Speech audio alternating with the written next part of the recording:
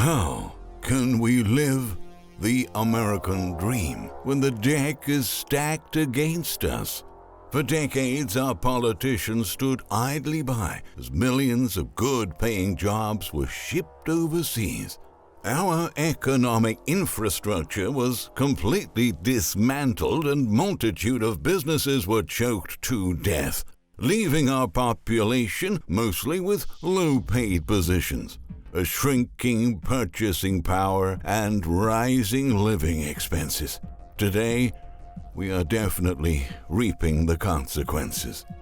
According to a new survey, almost 1 in 2 Americans are struggling financially right now, which means that about half the country is flat broke. And things are set to get even more precarious for working families as we enter the last few months of the year. That's what we're going to expose in this video. But before moving on, we would really appreciate it if you supported our work by leaving a thumbs up and subscribing to our channel to keep up to date with the most important news. Working families in America are being destroyed by this crazy economy. Households are getting squeezed by a giant pile of expensive bills that only get higher and higher, and wages are not keeping pace with rising prices. People are seeing the value of their money go down, while the cost of living continues to go up. That is why the levels of economic suffering are simply off the charts at this point, with almost 1 in 2 Americans saying that they're having major difficulties making ends meet financially amid soaring food and gas bills. New research from Monmouth University shows more than 42% of the nation's workers admitted that they are under financial pressure, pointing to inflation as their biggest concern, the survey found. The figure is the highest recorded by the university since it started polling people 5 years ago.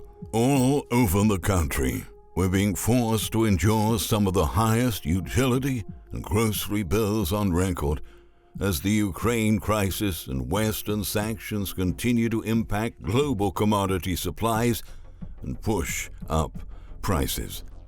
Extreme weather is also hitting our domestic food production, and supply chain disruptions are still causing delays, shortages, and increased costs.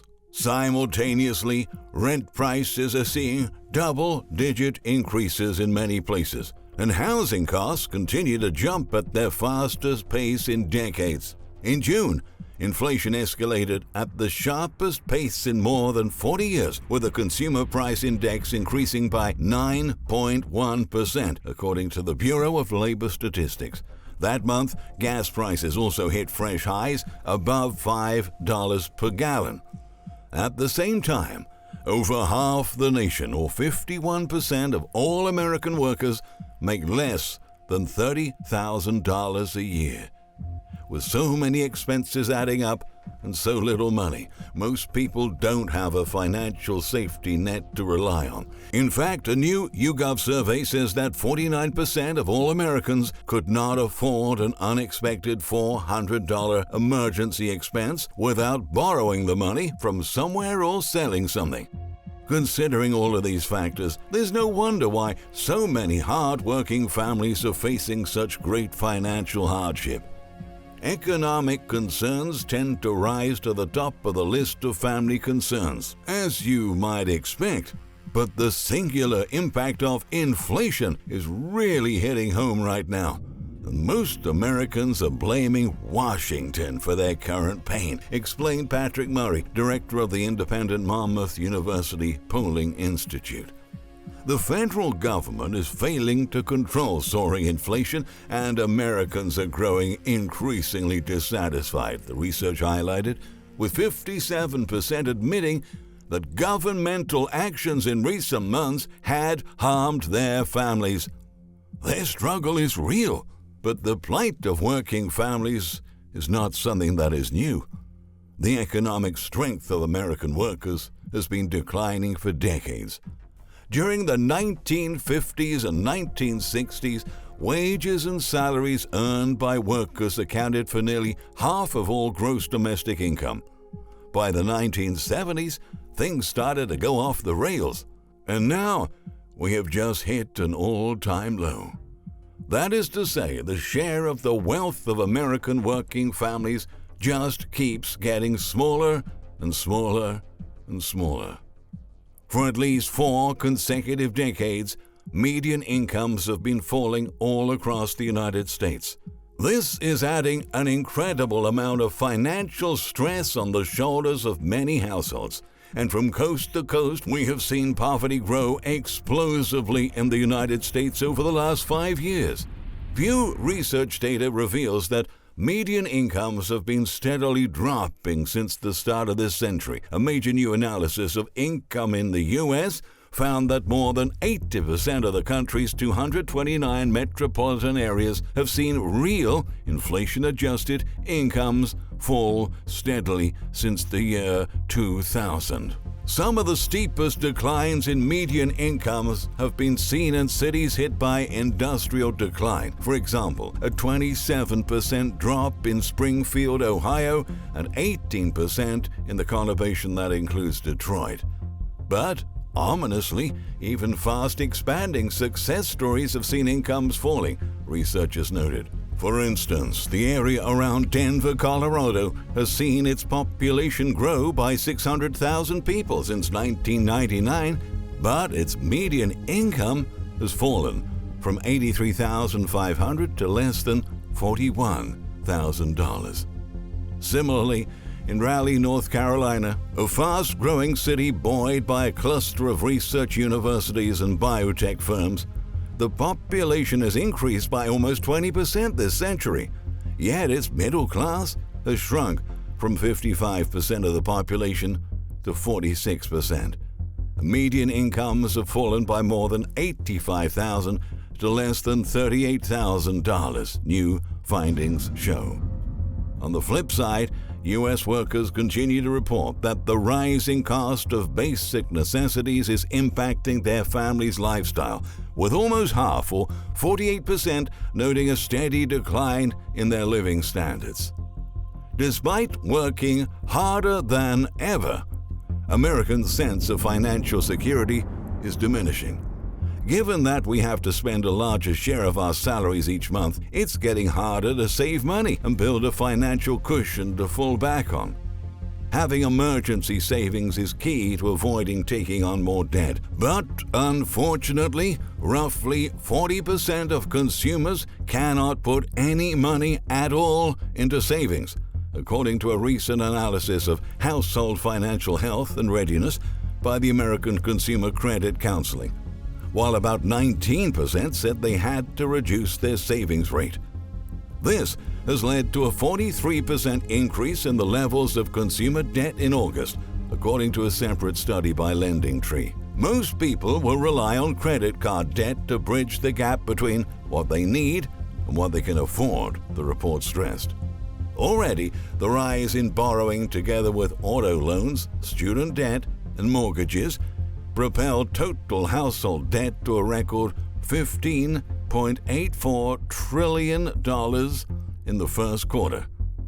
Such elevated amounts of debt are detrimental to our financial health. As a matter of fact, in the past 12 months, the number of banking customers who consider themselves financially healthy has plummeted, an indication that this crazy economy is damaging most people's economic well-being.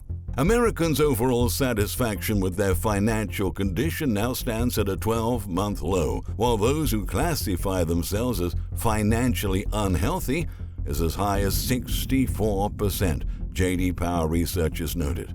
That drop in overall financial health is largely due to borrowing more and saving less, with fewer safety nets in place, including emergency funds and insurance coverage, and the impact that has on their creditworthiness, the report added. Once upon a time, we lived in a country where working families had actual opportunities to thrive economically. Lamentably, that era is long gone, and economic opportunity seems increasingly out of reach for most people.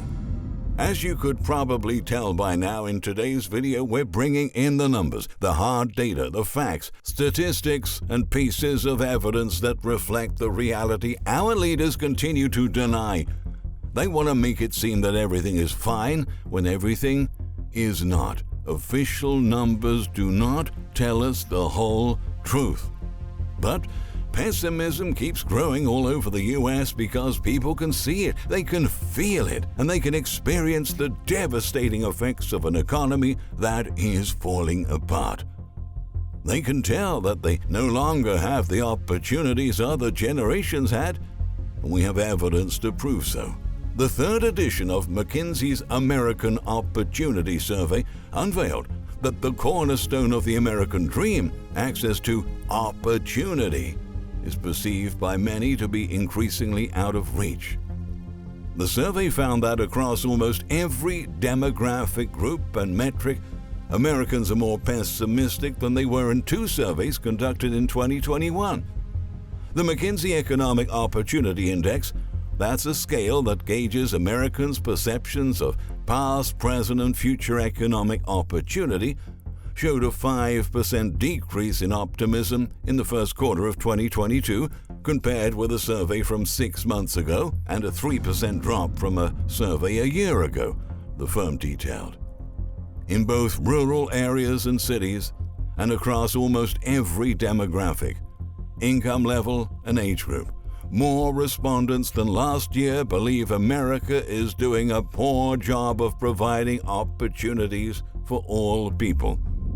More people also say they have fewer economic opportunities than they did a year ago, and they expect there will be even fewer economic opportunities for themselves and the country in a year and 5 years from now, the survey's findings highlight.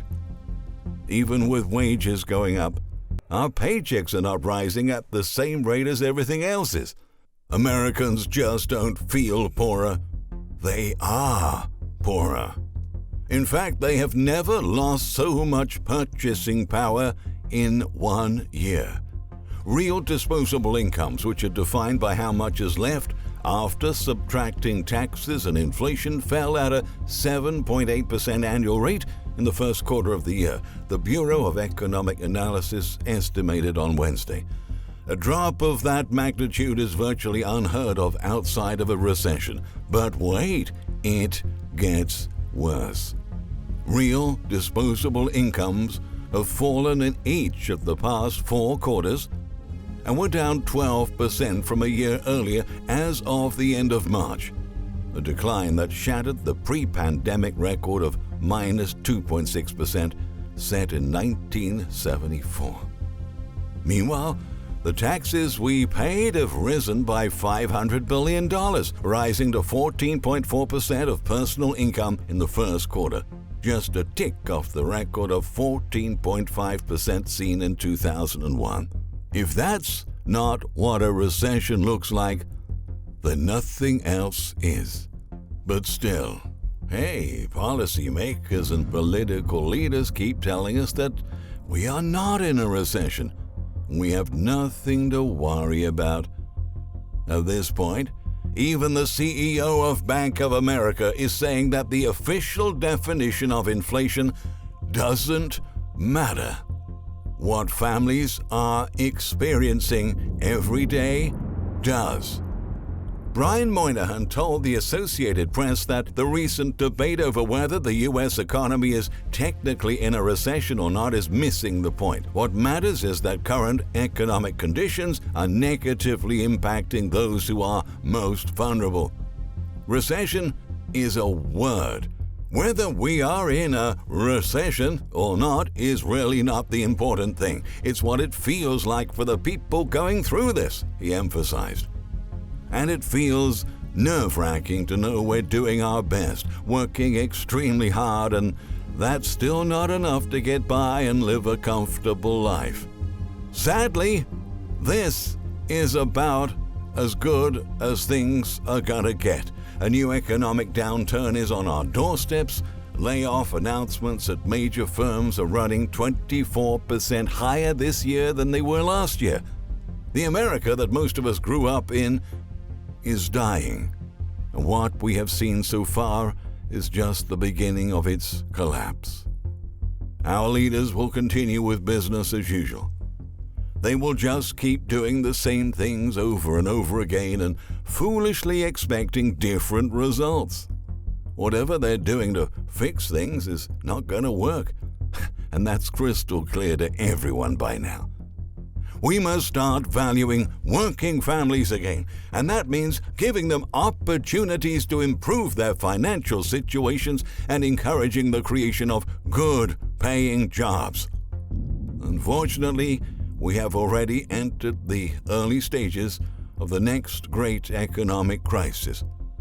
And so things are going to get a whole lot worse for the working class before there is any chance of them getting better. Thank you very much for watching. If you find our content informative, we strongly recommend you check out 7-Year Apocalypse.